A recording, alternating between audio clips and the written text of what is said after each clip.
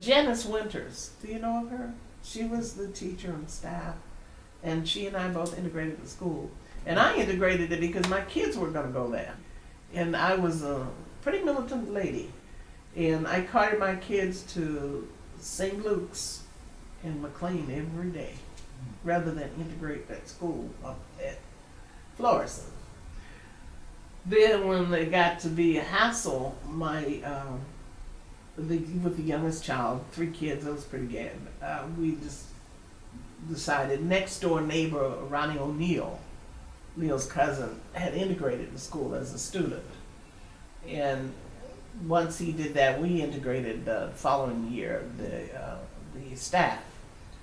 And I remember it was the first kindergarten of Fairfax County. And we were unpacking these puzzle, tangible pieces. And I was putting that on the floor. And I looked, I'm like, oh no. Oh no, to the no. What happened? All the professionals, the doctor, the nurses, they were white.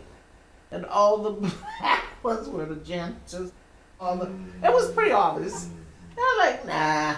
And myself, I was pretty militant. Well, anyway, that didn't happen the following year. Yeah.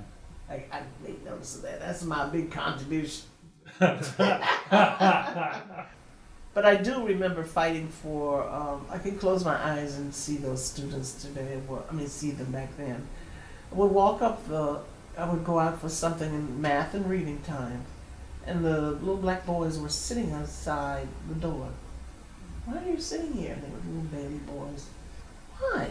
And then I started in, well, so sir, I would investigate and teach, disrupting my class, the same old thing. Little black boys, only not little white kids, but all little black boys, up and down the halls. And so the new principal and I had to be put in my place more than one time. That's okay because I was growing, but learning how to deal with.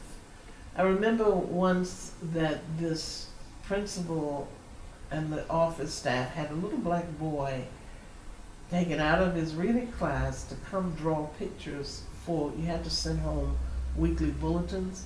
Okay. And he was sitting in the office drawing. He was a gifted drawer. Sure. And his parents, most of the parents of the black children were not ones who could fight. They were farm hands, or they were different, they didn't, and so a lot laid on me. And I remember one time a faculty member said to me, not necessarily the lady I'm just speaking of, but another one who had just joined us said to me, why are you always starting stuff? I get along with these white people. Why don't you stop it? I'm like, here we go again. But that was my intro, and that was my role. I look back and said I did. And I know some good things came out of that. But that little boy is in prison that drew those cars. All of those kids, they were beautifully raised children with no hope, no motivation. So that several of those boys, particularly that one, that I took a liking to try to help, and he ended up in prison. But what hope? But that was the downfall of transitioning without the support. Right.